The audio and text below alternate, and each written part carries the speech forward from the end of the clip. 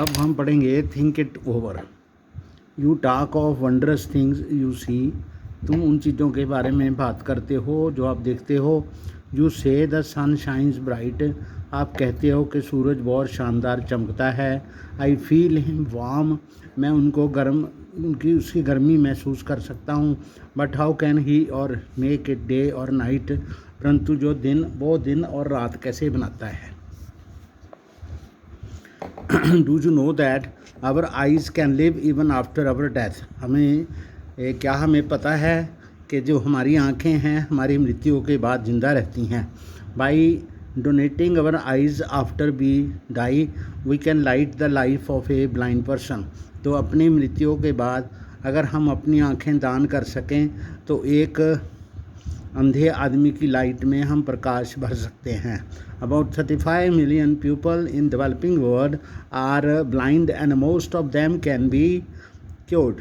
तो जो developing world है यानी कि ऐसे देश हैं जो विकासशील हैं वहाँ पर 35 मिलियन यानी कि 3.5 करोड़ लोग ऐसे हैं जिनकी जो आँखों से देख नहीं सकते परंतु उनका इलाज हो सकता है। About 4.5 million people with corneal blindness can be cured through corneal transplantation of donated eyes।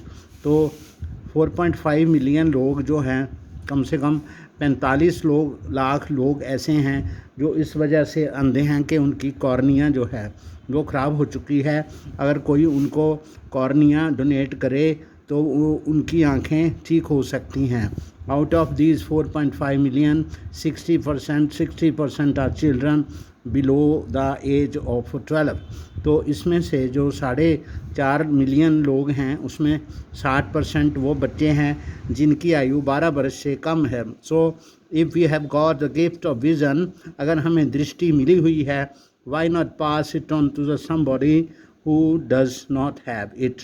तो अगर हमें आँखों की जो गिफ्ट परमात्मा से मिली हुई है तो क्यों ना हम इसे उस व्यक्ति को दें जिसकी इसे ज़रूरत है। Why do we have to keep in mind when eyes have to be donated. परंतु हमें मतलब ये माइंड में क्यों ना रखें कि जब हमारी मृत्यु हो तो हम अपनी आँखें दान कर सकें। Eye donors can belong to any age group और सेक्स। तो जो आँखें दान करने वाला व्यक्ति किसी भी एज ग्रुप का और किसी भी सेक्स का हो सकता है। पीपल हु यूज स्पेक्टिकल्स और those operated by contract can still donate the eyes. जो व्यक्ति चश्मा लगाते हैं या जिसका मोतिया का ऑपरेशन हुआ हो वो भी आँखें दान कर सकते हैं। People who are diabetic have hypertension asthma patients and those without communicable disease can also donate eye. जिन व्यक्तियों को हाइपरटेंशन है, तनाव है, या उनको टीबी की सांस की बीमारी है या वो कम्युनिकेबल डिजीज़ है उनको कोई भी, तो वो भी आंखें दान कर सकते हैं। Eyes must be removed with in 4 to 6 hours after death.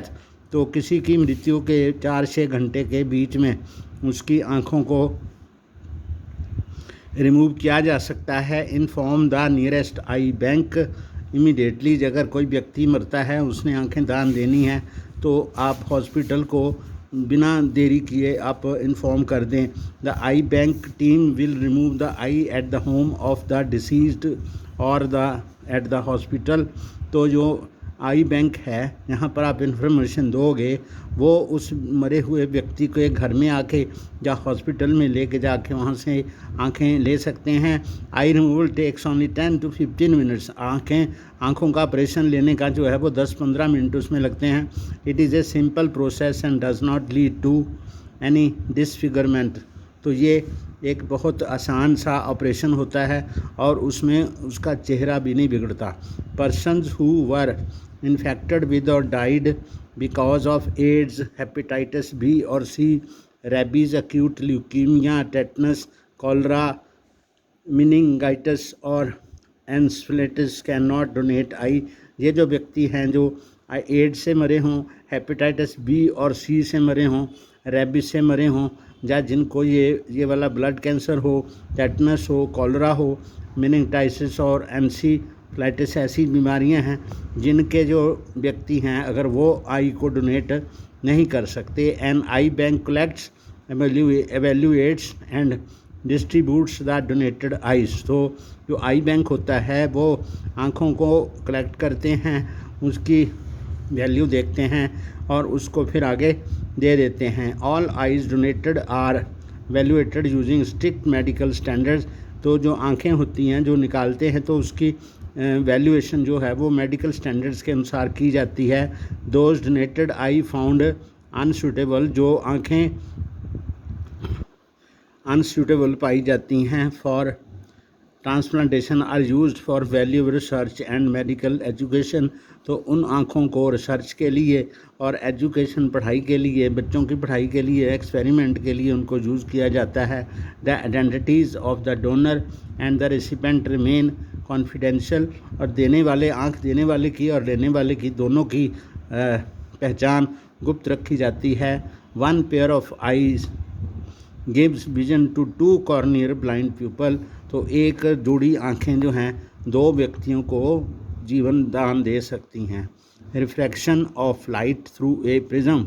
तो एक प्रिज्म के थ्रू लाइट कैसे गुजरती है हम ये पढ़ेंगे। जो have learned about light gets refracted through a rectangular glass slab. आपने पढ़ा है कि एक ग्लास स्लैब के बीच में से जो आयताकार ग्लास स्लैब है उसके अंदर से जो लाइट होती है रिफ्रैक्ट होती है।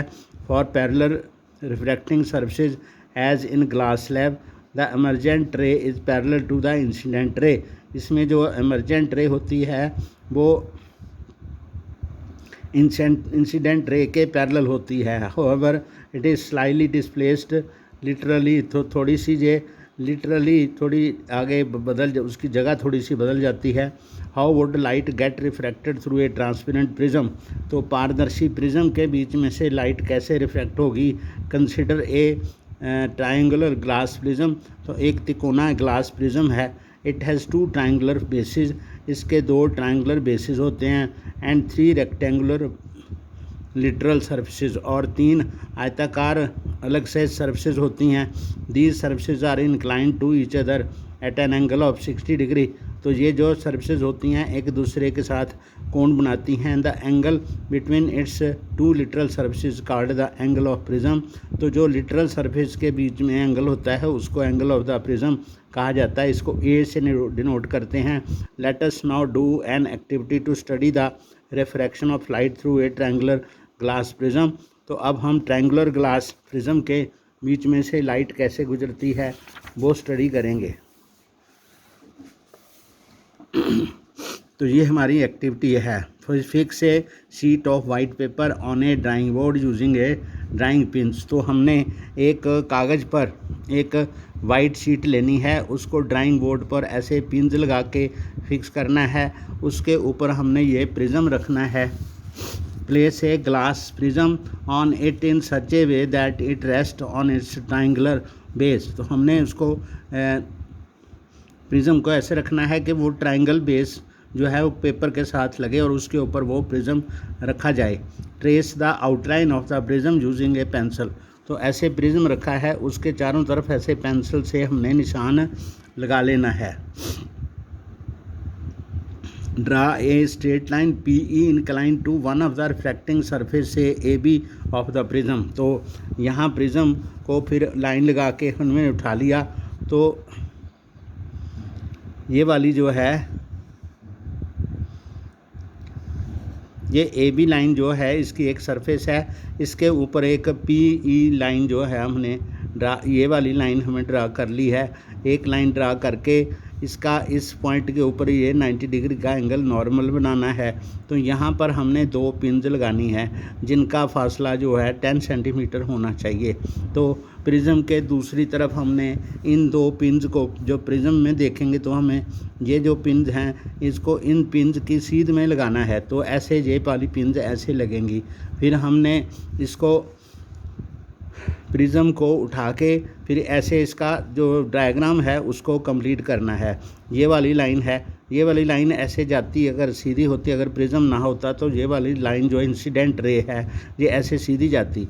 तो ये लाइन जो है यहाँ से सीधी इस पॉइंट पे पहुँच गई, यानी इन पिंस को जोड़ के लाइन जहाँ तक पहुँची ये वाला पॉइंट आ गया आपका एफ़। तो इसको ई और एफ़ दोनों को जोड़ लिया। एफ़ पॉइंट वो है जहाँ से ये रिफ्रैक्टेड रे बाहर निकलती है, तो ये इसको लाइन को हम एमर्जेंट रे कहेंगे, इसको हम रिफ्रैक्टेड रे कहेंगे। तो इस एंगल पे ये वाली लाइन जो है इस एंगल पे बेंड हुई है, इतनी यहाँ पर बेंड हुई है। उसके बाद जब ये यहाँ से बाहर निकली तो इतनी ये और बेंड हो गई है, ठीक है। तो ये दोनों जो बेंडिंग है इतनी टोटल बेंडिंग हो गई है। पहले ये इतनी बेंड हुई है, फिर आगे इतनी सीधी जाती जाती इतनी बेंड हुई है। तो इमरजेंट रे जो है टोटल इतनी बेंड हुई है। तो यहाँ पर भी एक 90 डिग्री का एम नॉर्मल बनाते हैं, यहाँ भी एन डैश नॉर्मल बनाते हैं। तो ये इमरजेंट रे है। यहाँ पर ये पिन्स जो हैं दोनों चारों पिन जो है हमें प्रिज्म में से इधर से देखने पर एक लाइन में दिखेंगी, ठीक है। तो ये जो है डी है एंगल ऑफ डेविएशन। तो जो ए का ये वाला एंगल है इसको एंगल ऑफ प्रिज्म कहते हैं। ये वाली जो नॉर्मल के साथ इंसिडेंट रे का ये वाला एंगल है इसको एंगल आई कहते हैं, एंगल ऑफ इंसिडेंस, इसको एंगल ऑफ रिफ्रैक्शन कहते हैं। और ये वाला जो है एंगल ऑफ इमरजेंस है ई है, और ये वाला जो है एंगल ऑफ डेविएशन है। तो ये एक्टिविटी में सब जैसे यहाँ पर जैसे बताया मैंने वैसे ही ये होता है। तो एफ पी ई जो होती है, ये जो पी ई है ये इंसिडेंट रे है, ई एफ जो है ये वाली ये रिफ्रैक्टेड रे है, एफ एस जो है वो रिफ्रैक्टेड रे है। एंगल ए जो ये वाला है ये एंगल ऑफ प्रिज्म है। एंगल 1 जो है एंगल आई जो है ये वाला एंगल आई है, वो एंगल ऑफ इंसिडेंस है। एंगल आर ये वाला एंगल आर है, ये एंगल ऑफ रिफ्रैक्शन है। एंगल ई ये वाला एंगल जो है एंगल ऑफ इमरजेंस है। एंगल डी जो है एंगल ऑफ डेविएशन है, ये एंगल ऑफ डेविएशन। तो एक प्रिज्म का ये वाला जो एंगल ऑफ डेविएशन होता है वो फिक्स होता है। तो ये refraction of light through a triangular glass prism.